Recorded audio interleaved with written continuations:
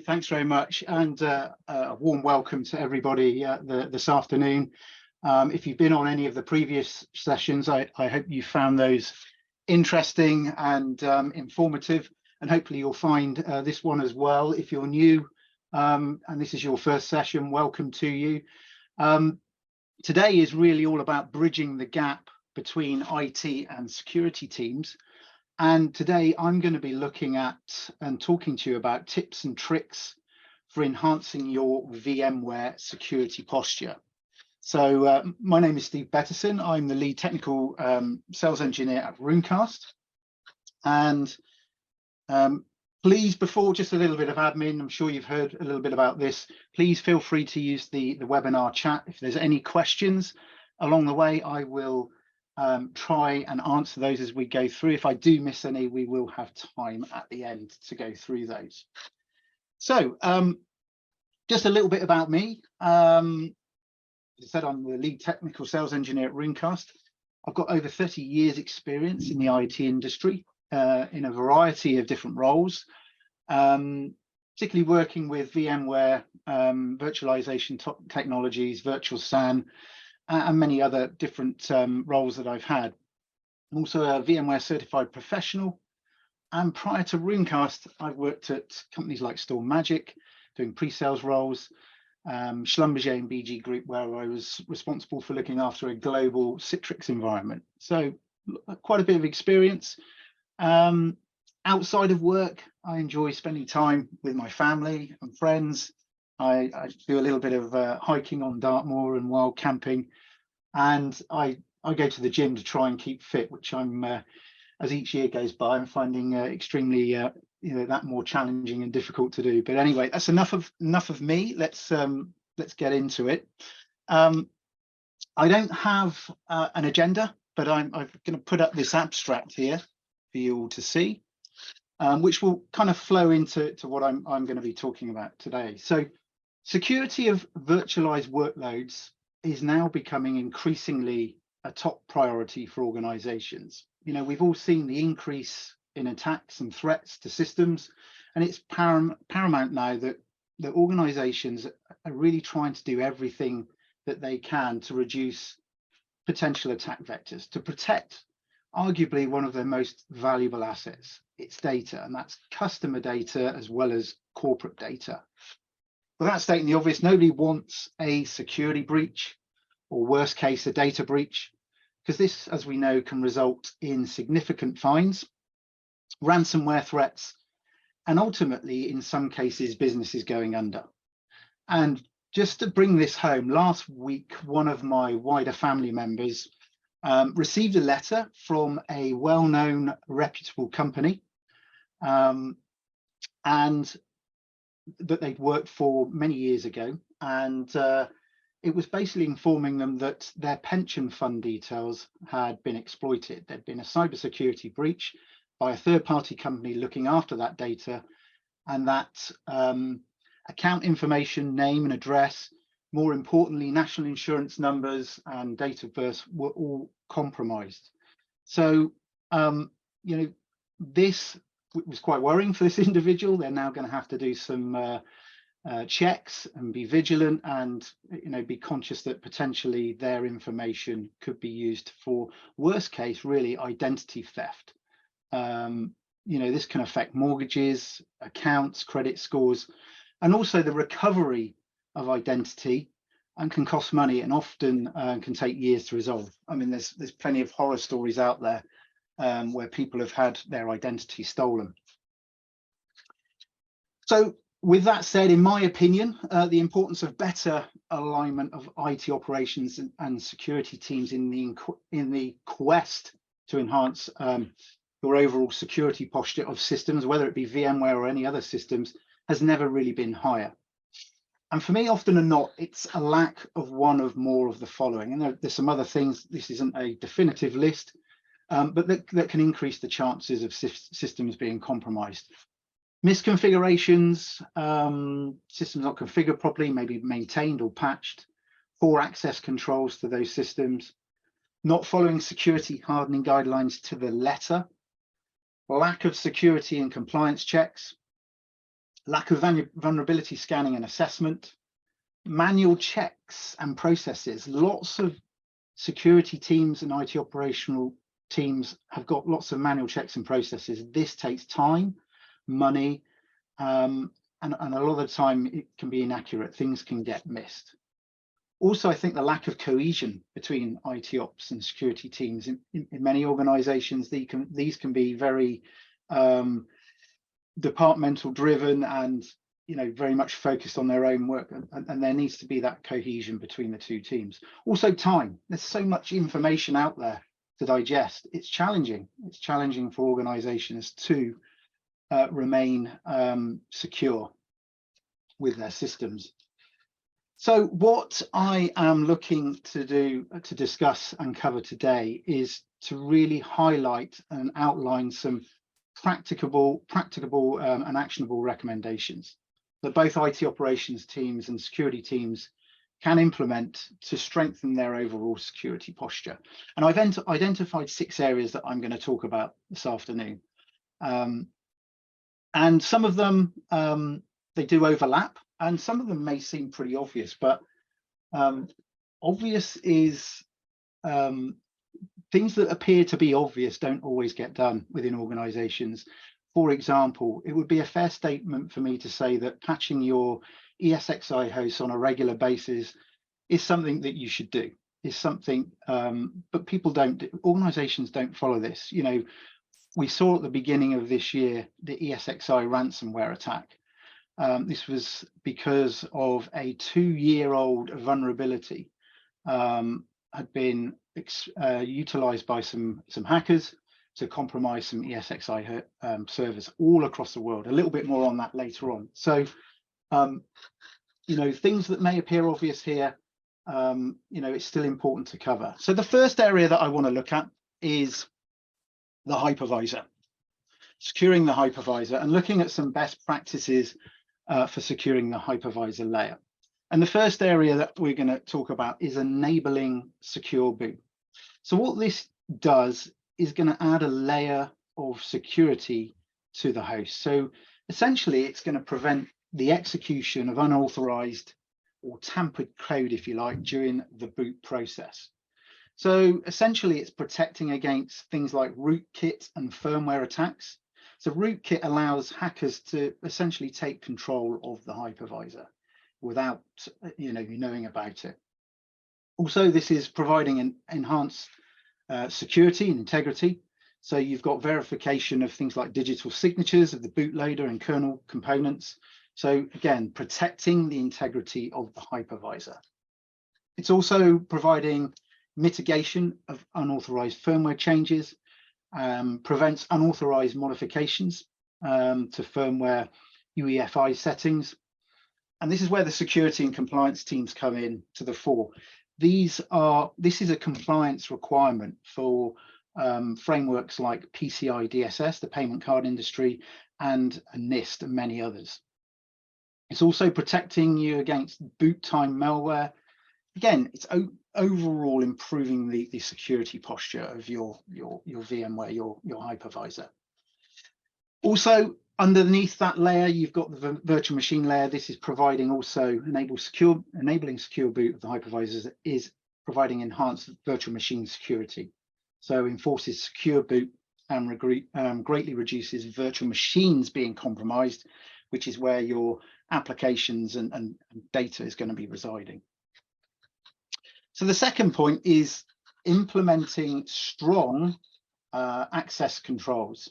So this offers security and compliance benefits, protection against unauthorized access. So obvious things like strong passwords, complex passwords with special characters, but also introducing things like 2FA, two-factor authentication, or multi-factor authentication. It's going to greatly improve and enhance your security.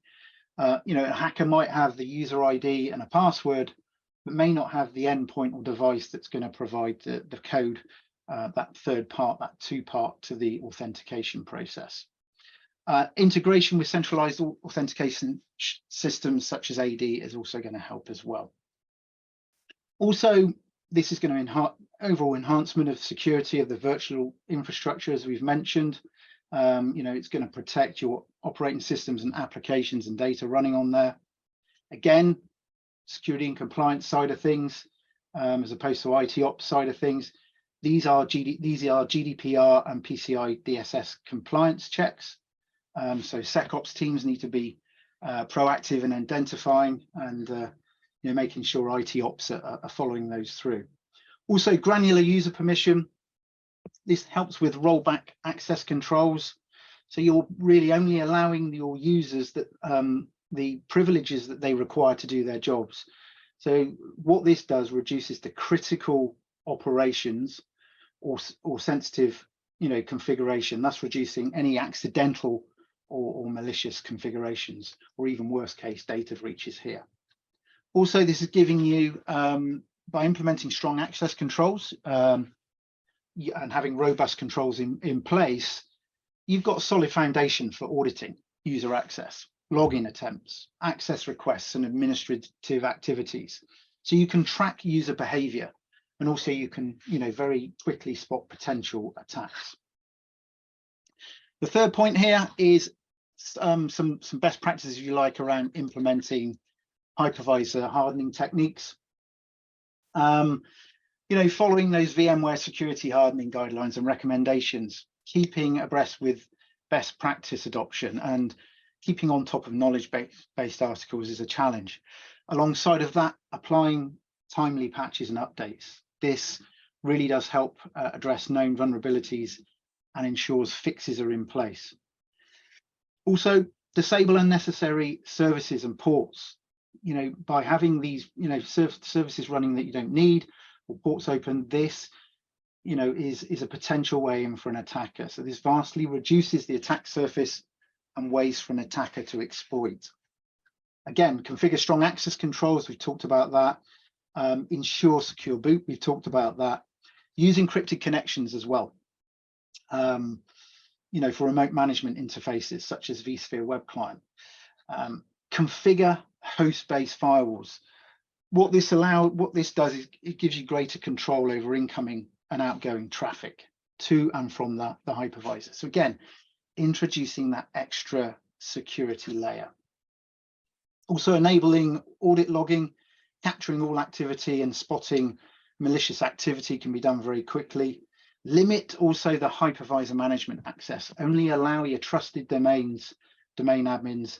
Avoid exposing interfaces directly to the interface, to the internet, and also use VPNs for remote administration. All valid good points here. And finally, regular security assessments and vulnerability scanning of the hypervisors. If you're doing this regularly, you're going to quickly identify weaknesses, issues, misconfiguration, and any potential vulnerabilities that need to be addressed. So that's the first area we've looked at. The second area I want to look at is protecting the virtual machines, virtual machine layer. So strategies to safeguard your virtual machines. So the first one, implementing virtual machine encryption. So encrypting the data and the virtual disks.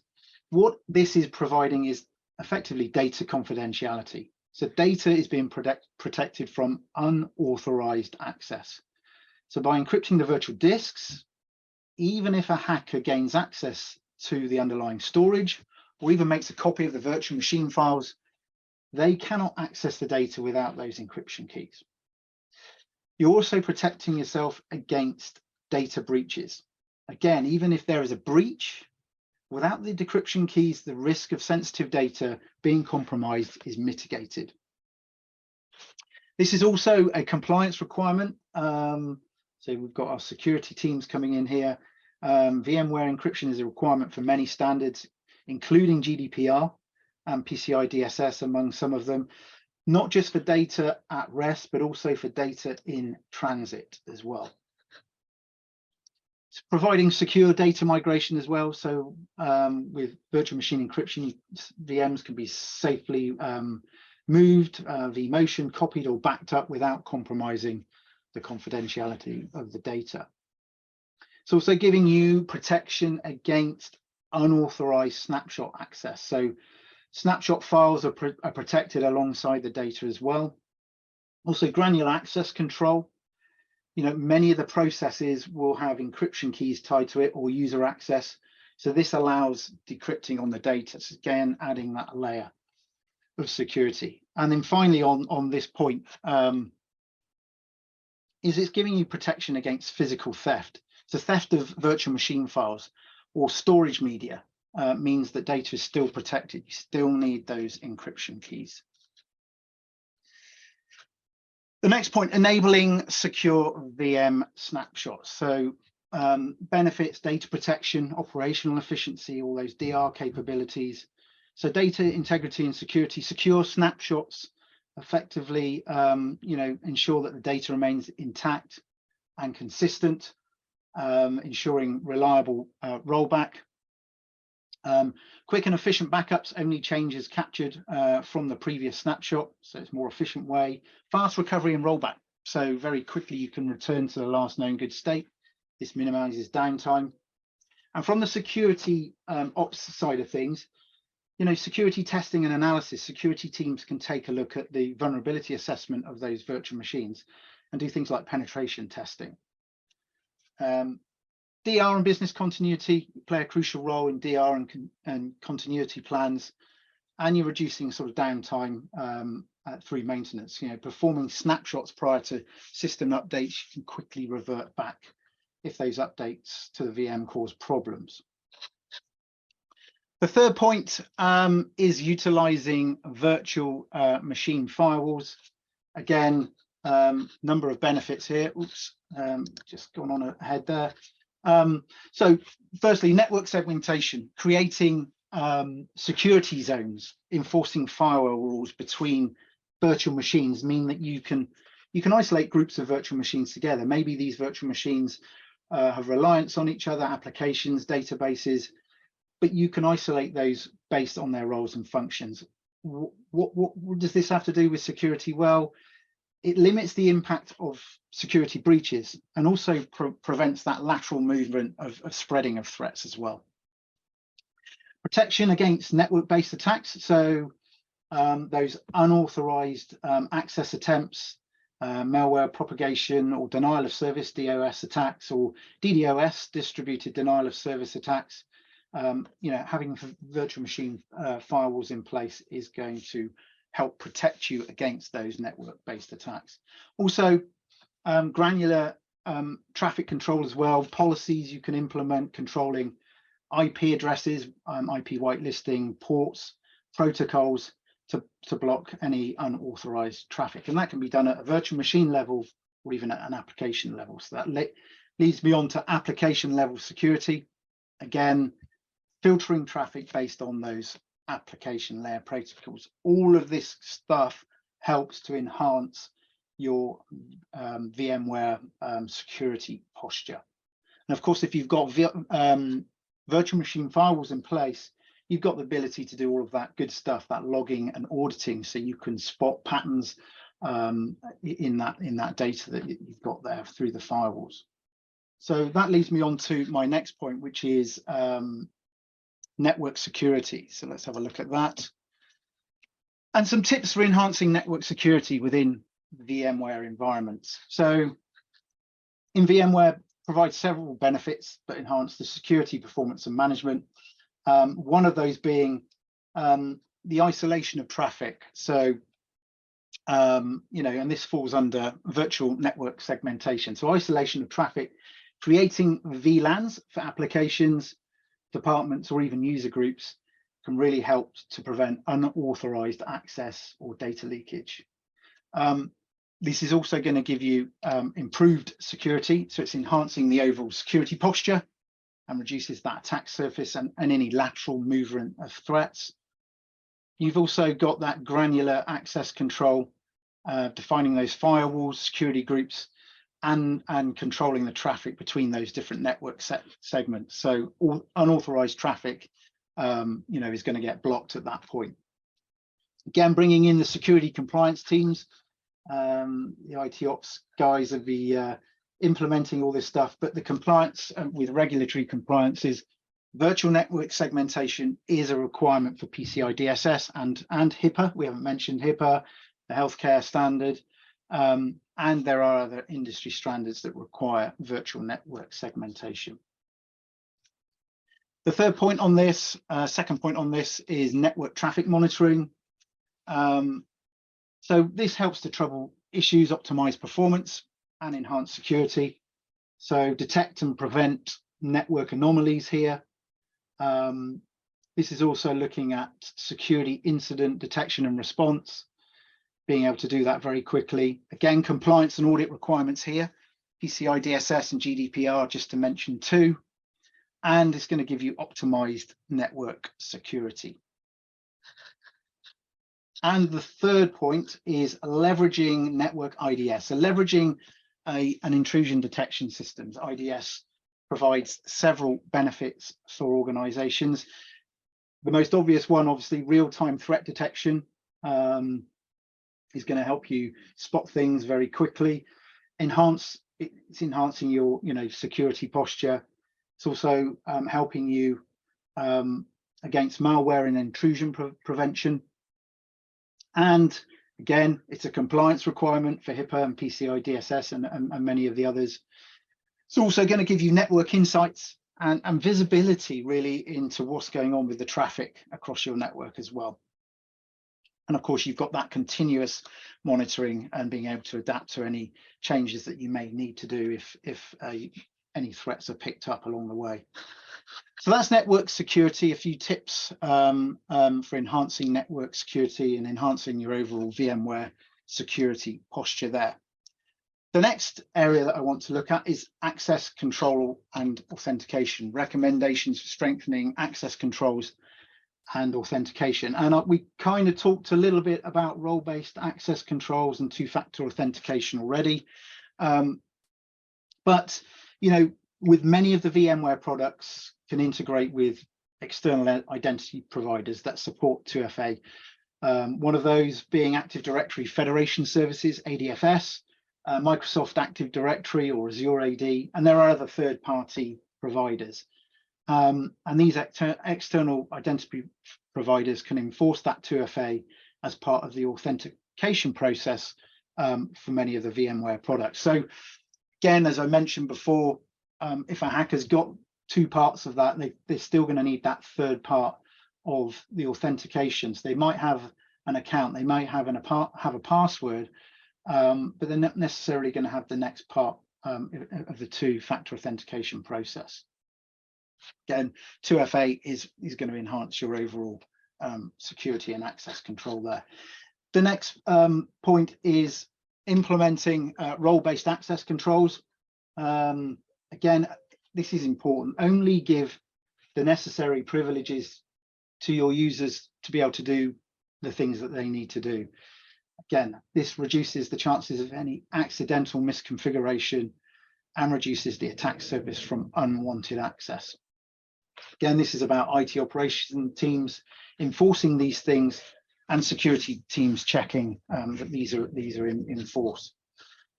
And the last point, again, obvious, I know it sounds, but enforcing strong password policies. We've talked about having strong passwords, but password policies like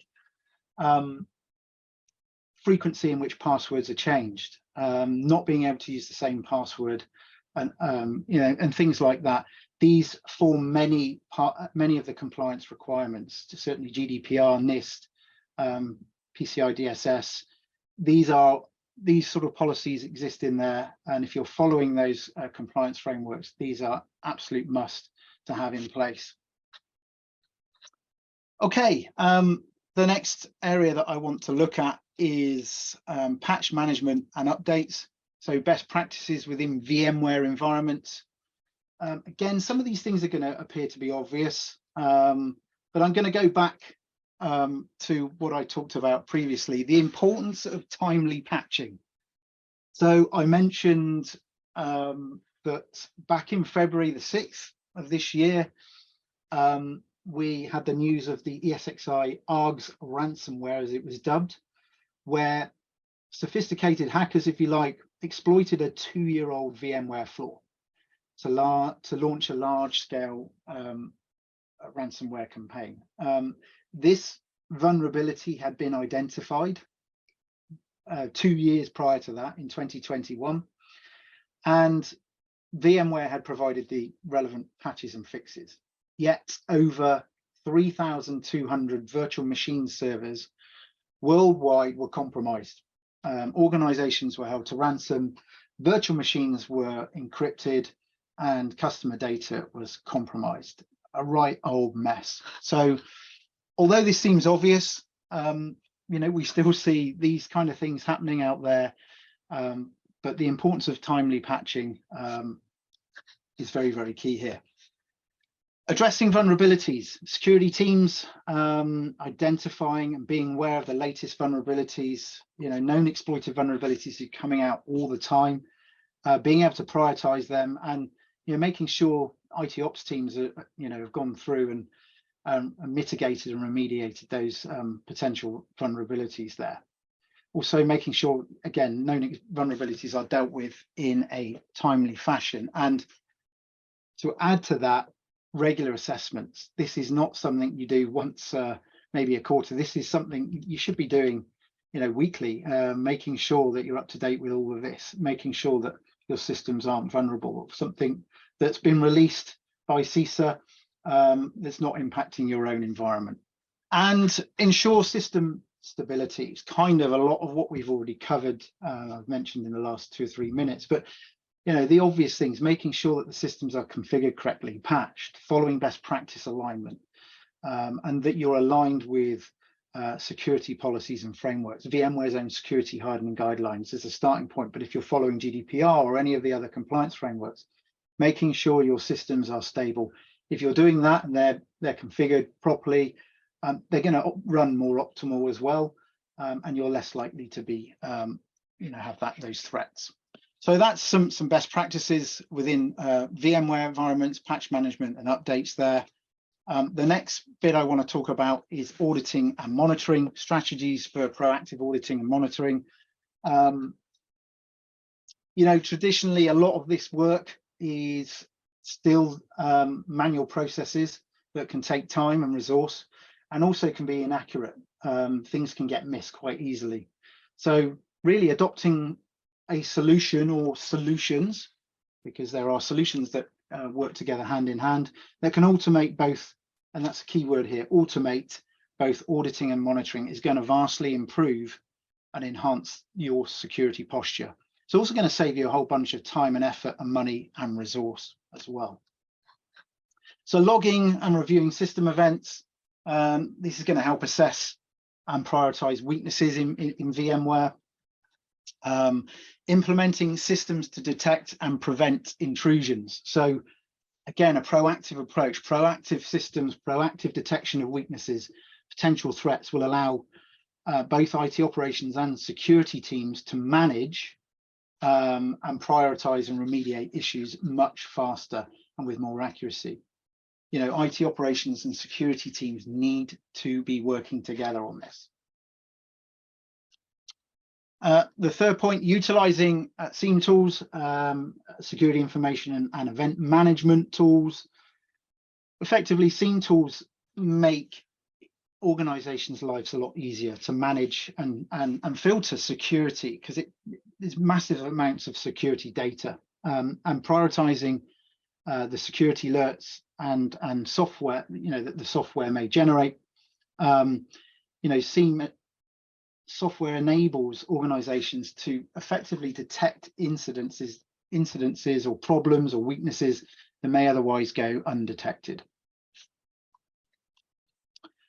So just a quick summary of what we've covered. We've talked a little bit about the hypervisor and best practices for securing the hypervisor layer. I talked about enabling secure boot, having strong access controls, and some hypervisor hardening techniques. We then looked at the virtual machine layer and looked at strategies to safeguard your virtual machines, encryption, secure virtual machine snapshots, and introducing firewalls. We looked at network security and some tips there and guidelines, around that, around virtual network segmentation, network traffic monitoring, and leveraging IDS. We then looked at access controls and recommendations, two-factor authentication, and the importance of strong password policies and rollback RBAC, role-based access controls.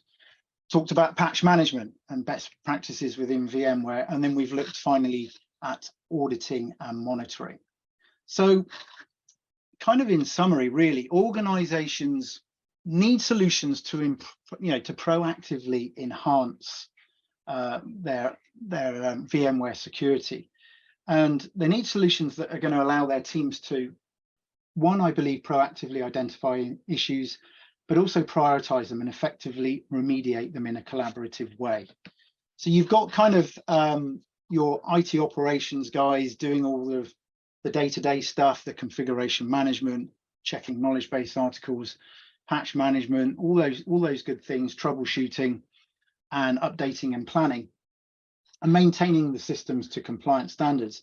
And then you've got security teams that are working alongside and working with IT ops that need to really take the lead on the vulnerability side of things, vulnerability assessments, reporting, prioritizing, and remediation with the IT operations teams.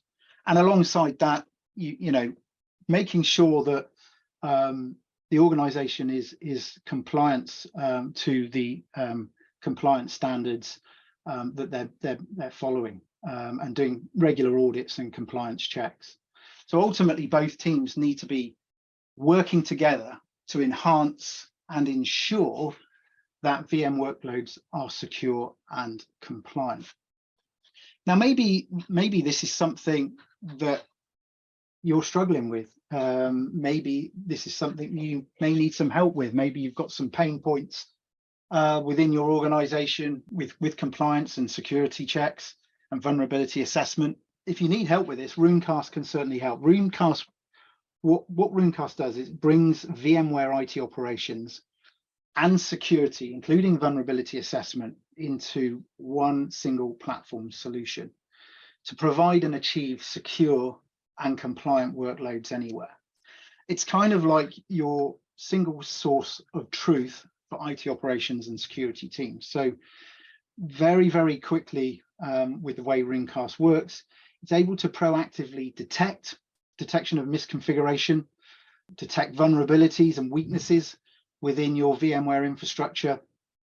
It's also good at checking where you're compliant or non-compliant. So if you've got auditing going on, whether that's internal or external, Runecast is going to be able to show you very, very quickly where you are compliant and non-compliant to a multitude of different compliance frameworks. And it quickly allows both the IT operations and security teams to work together. It's the key thing, to identify, prioritize, and remediate those threats and risks to their VM systems. And of course, it works for multiple teams. Runecast, this is for multiple teams across multiple different platforms. Thank you for your time. Thanks for joining me. I hope that has been useful. We've got some time for some Q&A, and I believe there's been some questions already. Let's take these. What role does, let's just bring that chat window over here. What role does automation play in enhancing the security posture of VMware infrastructure? I think I've answered that as I've gone through, but just to cover a couple of points on that, automation is going to play a huge part, and is playing a huge part in enhancing the security posture of VMware. There is so much information out there. When we look at the amount of knowledge base articles, there are thousands of them. VMware's best practice guidelines. There's so much information, whether that's also compliance checks for the different frameworks, all of the vulnerabilities that CISA and MITRE produce.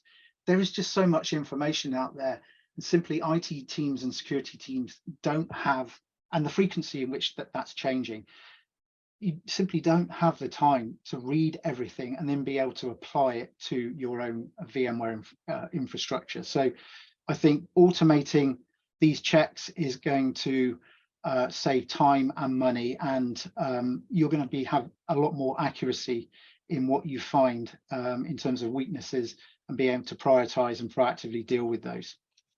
Great question. Thanks very much. Another question here. How often should you do security assessments and pen testing for VMware environments? It's a good question. Depends on the size of the organization, depends on different compliance frameworks and checks that are required during the year. Certainly a minimum would be once a year. I know of organizations that do this on a quarterly basis, certainly penetration testing.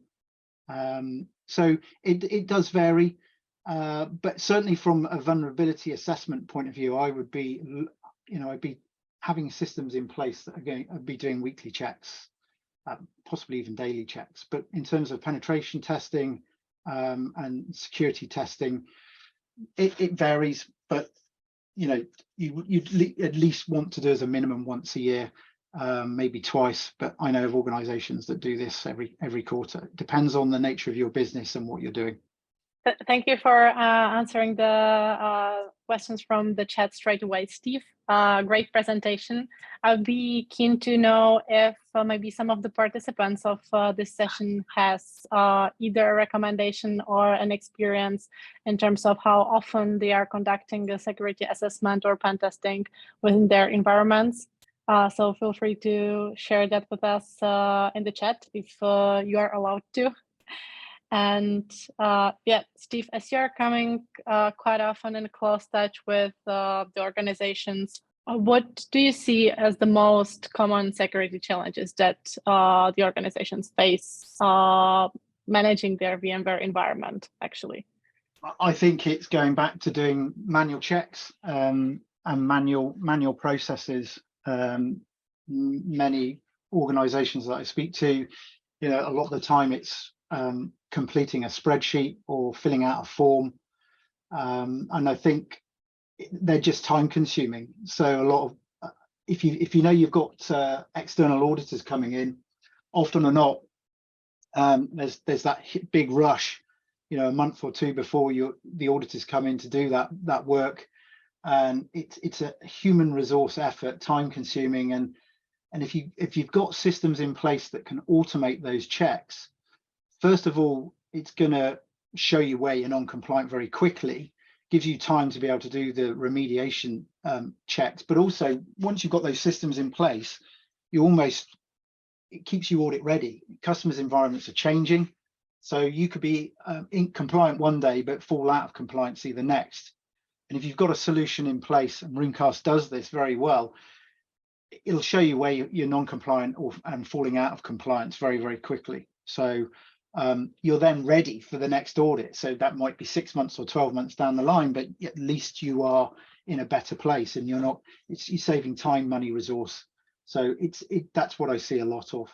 Thank you very much, Steve, for your presentation. It was really good and engaging.